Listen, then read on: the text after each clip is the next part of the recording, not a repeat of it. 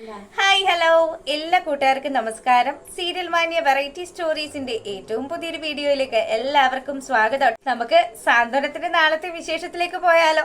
അങ്ങനെതാ ബാലനാണെങ്കിൽ തന്റെ പേരക്കിടാവിന്റെ കാതുകുത്ത് കല്യാണം വളരെ ഗംഭീരമാക്കി നടത്തുകയാണ്. അപ്പൊ ഈ സമയത്താണെങ്കിലോ പ്രതീക്ഷിച്ച പോലെയൊന്നും അതിഥികളൊന്നും എത്തുന്നില്ല. ബാലനാണെങ്കിൽ നല്ല രീതിയിൽ ടെൻഷനുണ്ട്. അപ്പം ബാലന്റെ മൂത്ത മകളായിട്ടുള്ള അനുജയും അതുപോലെ അവളുടെ ഭർത്താവും അമ്മായി അച്ഛനും ഒക്കെ കൂടി വരുന്ന സമയത്ത് അവളുടെ ബന്ധുക്കാരൻ ചോദിക്കുന്നുണ്ട്, അതെ നമ്മൾ വിചാരിക്കുന്ന പോലെയൊന്നും അത്ര ആൾക്കാരൊന്നും ഇല്ലല്ലോ. ഞാൻ വിചാരിച്ചത് ബാലൻ ഈ നാട്ടുകാരെ മുഴുവൻ വിളിച്ചാണ് ഈ പരിപാടി നടത്തുന്നതെന്നാണ്.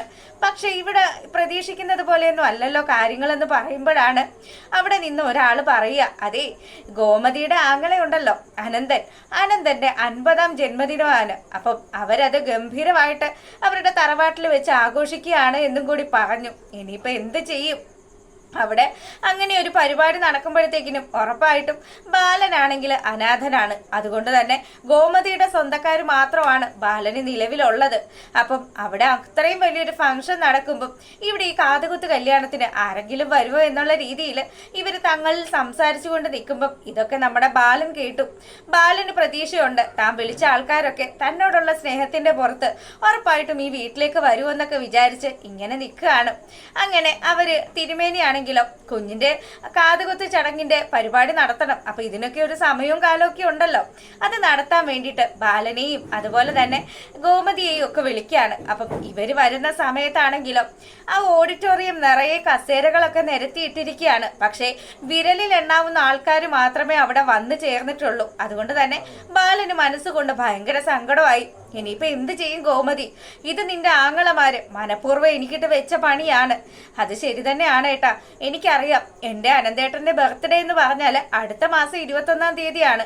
പക്ഷെ ഇത് നമ്മക്കിട്ട് മനഃപൂർവ്വം തന്ന പണിയാണെന്നുള്ളത് എനിക്ക് മനസ്സിലായി. ഇനിയിപ്പോ എന്ത് ചെയ്യാനാ? നമ്മൾ വിളിച്ച ഗസ്റ്റുകളൊക്കെ അവരുടെ വീട്ടിലേക്ക് പോയിട്ടുണ്ടെങ്കിൽ ഒന്നും പറയാൻ പറ്റില്ലല്ലോ എന്നും പറഞ്ഞ് ഇവര് തങ്ങളിൽ ഇങ്ങനെ സങ്കടം പറഞ്ഞുകൊണ്ട് നിൽക്കുകയാണ്. അപ്പൊ ഈ സമയത്താണെങ്കിലോ നമ്മുടെ ആദർശിന്റെ മീനാക്ഷി അവിടെ എത്തുകയാണ്. അപ്പൊ മീനാക്ഷിയെ കണ്ടതും ആദർശാണെങ്കിൽ ഇവിടെ നിന്ന് കണ്ണും കൈയും ഒക്കെ കാണിക്കുന്നുണ്ട്. പക്ഷെ മീനാക്ഷി ഇതൊന്നും കാണുന്നില്ല കേട്ടോ. അങ്ങനെ ആര്യനാണെങ്കിൽ മീനാക്ഷിയെ സ്വീകരിച്ചു. മീനാക്ഷിയോട് പോയി സംസാരിച്ചു. മീനാക്ഷിക്ക് കുടിക്കാനായിട്ട് ഡ്രിങ്ക്സ് ഒക്കെ കൊടുക്കുകയാണ്. അപ്പൊ മീനാക്ഷി പറയുന്നുണ്ട്, എവിടെ ആദർശ്, എവിടെ? അച്ഛനെ പേടിച്ച് എവിടെയെങ്കിലും ഒളിച്ചു നിൽക്കുകയാണോ എന്ന് ചോദിക്കുക.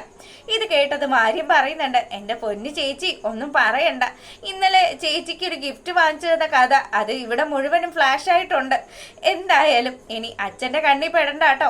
ആരെങ്കിലും ചോദിച്ചു കഴിഞ്ഞാൽ നമ്മുടെ സ്വന്തക്കാരാണ് എന്നുള്ള രീതിയിൽ നിന്നാ മതിയെന്നും പറഞ്ഞ് ആര്യൻ ഇങ്ങനെ സംസാരിച്ചുകൊണ്ട് നിൽക്കുന്നത് കാണുകയാണ് ബാലൻ.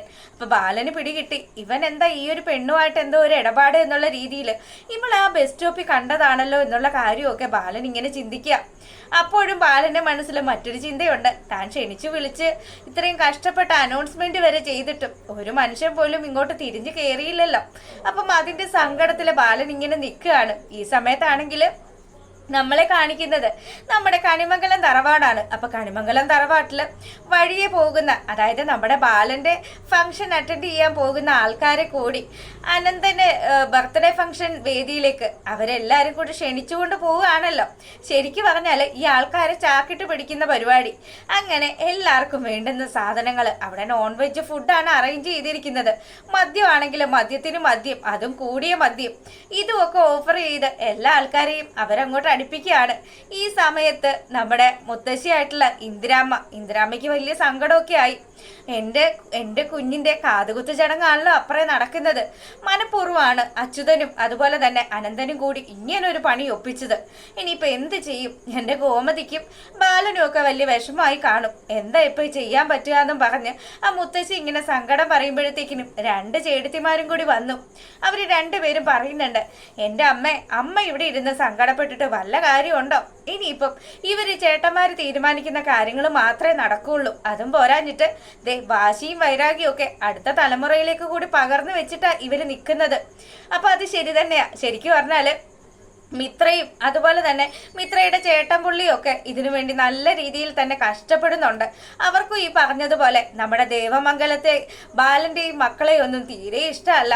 അപ്പൊ ഇവരിങ്ങനെ ഇവരുടെ ഫംഗ്ഷനൊക്കെ ഇവിടെ ഇങ്ങനെ ഗംഭീരമായിട്ട് നടക്കുന്ന സമയത്ത് ബാലന് ശരിക്കും ദേഷ്യം വന്നു.